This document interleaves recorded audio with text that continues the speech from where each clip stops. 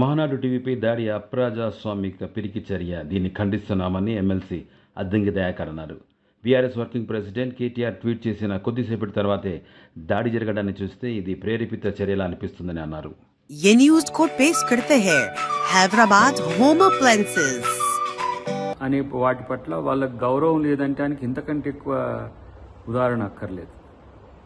So గతంలో వాళ్ళు చేసిన వికృత చేష్టలో, లేకపోతే నీచపు చర్యలో, లేకపోతే ప్రజాస్వామ్యం అపాశం చేసే విధంగా వ్యవహరించిన తీరో సిగ్గుపడాల్సింది పోయి ఇలాంటి పరిస్థితిని తెచ్చుకోవడం అనేది వాళ్ళు పునరాలోచించుకోవాల్సిన అవసరం ఉంది. అన్నిటికంటే ముఖ్యంగా ఇవాళ బీఆర్ఎస్ పార్టీ మనుగడే ప్రమాదంలో పడే స్థితికి వాళ్ళే తెచ్చుకుంటున్నారనే విషయాన్ని అర్థమవుతున్నది.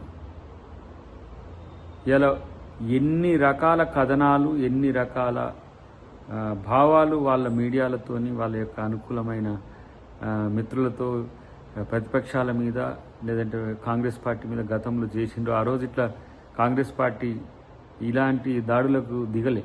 ఎందుకంటే ప్రజాస్వామ్యంలో నిజం ఎప్పటికైనా నిలకడగా ఉంటుందనే ఉద్దేశంతో ఉన్నాం.